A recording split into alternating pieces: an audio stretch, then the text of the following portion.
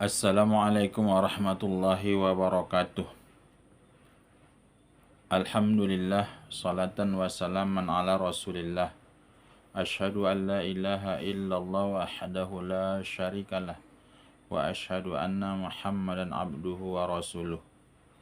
Bapak ibu saudara-saudari yang saya hormati, salat sunat yang berikutnya adalah salat sunat tahiyatul masjid. Salat sunat tahiyatul masjid ini dilaksanakan di dalam masjid. Kalau kita masuk ke dalam masjid, maka kita laksanakanlah 2 rakaat salat sunat tahiyatul masjid. Kenapa? Kalau kita langsung duduk, perbuatan kita itu adalah makruh. Maka oleh sebab itu kalau kita masuk ke dalam masjid, maka kita laksanakan sekurang-kurangnya 2 rakaat salat sunat tahiyatul masjid. Tapi kalau nyatanya kita mau melebihkannya, maka diperbolehkan dia melebihkannya dari 2 rakaat.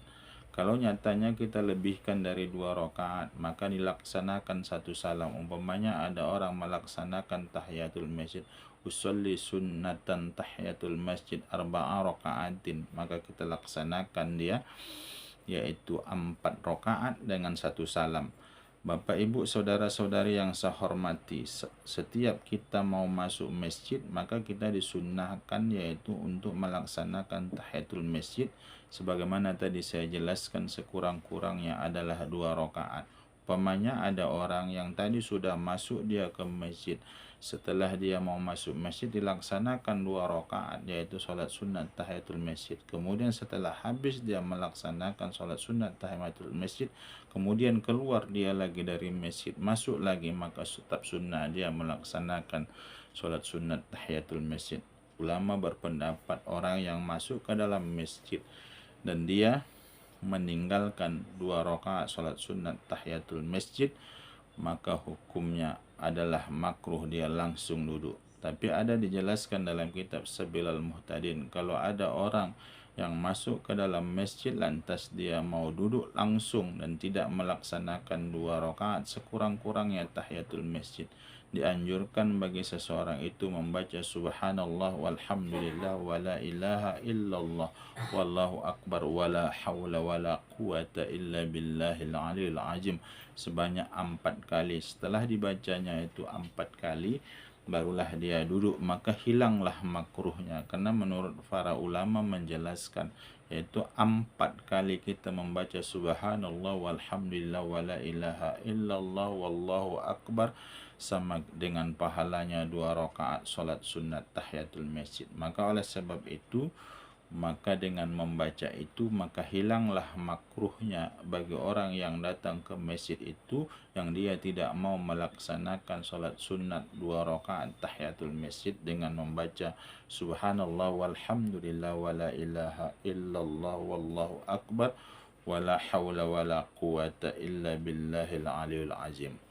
Bapak ibu saudara-saudari yang saya hormati, itu tadi yang saya jelaskan. Salat sunat yang berikutnya, pelaksanaan salat sunat yang berikutnya adalah 2 rakaat salat sunat tahiyatul masjid. Apabila kita masuk masjid, maka disunnahkan kita melaksanakan 2 rakaat salat sunat tahiyatul masjid. Kapan dilaksanakan? Asalkan masuk masjid. Apakah kita masuknya di waktu yaitu sebelum khatib membaca khutbah? Karena ada orang berpendapat kalau seandainya orang masuk ke masjid lantas khatib sudah membaca khutbah, lantas apakah disunnahkan kita melaksanakan 2 rakaat salat sunat tahiyatul masjid?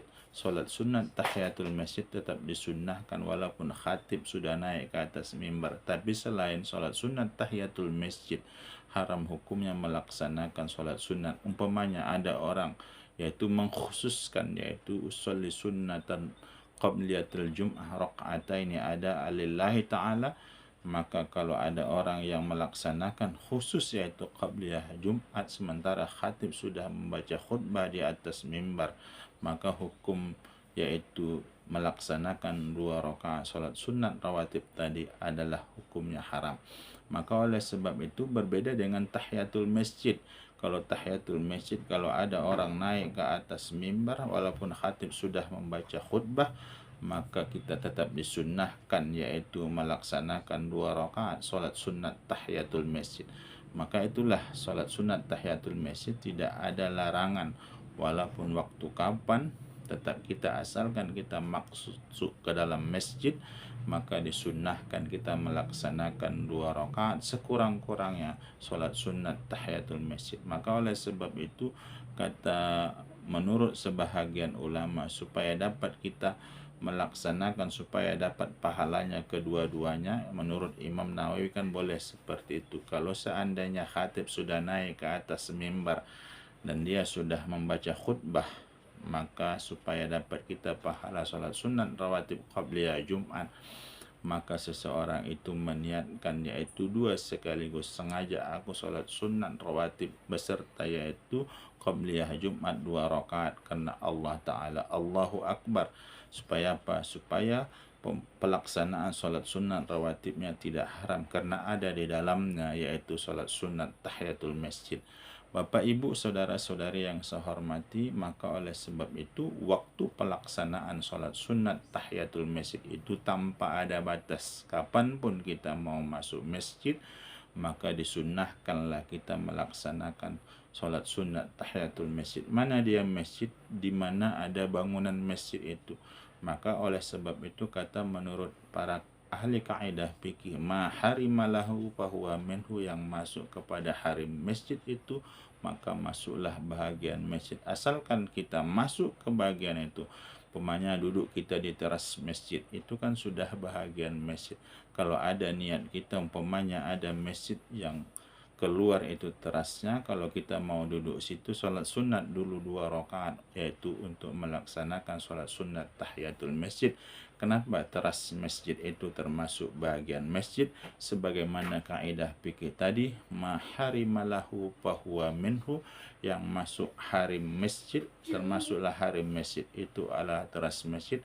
Maka oleh sebab itu para ahli kaidah fikih, yang masuk harim masjid itu kalau kita menyapu, menurut juga demikian juga menurut ilmu fikih, kalau kita menyapu tempat jatuhnya sampah itu, kalau kita sampukan keluar, maka itu masuklah itu harim masjid. Maka oleh sebab itu saya perluas lagi pengertian harim itu tempat cucuran atap jatuh itu masuklah harim masjid, maka juga termasuklah itu bagian dari masjid. Kalau ada orang sudah sampai ke situ, maka dia kalau mau duduk disunnahkan bagi seseorang itu terlebih dahulu yaitu untuk melaksanakan yaitu salat sunat tahiyatul masjid, supaya tidak makruh dia duduk tadi di harim masjid itu, di teras masjid itu. Bapak, Ibu, saudara-saudari yang saya hormati, ini aja dulu pertemuan kita kali ini. Terima kasih atas segala perhatian. Mohon maaf atas segala kekurangan. Wabillahi taufiq wal hidayah. Assalamualaikum warahmatullahi wabarakatuh.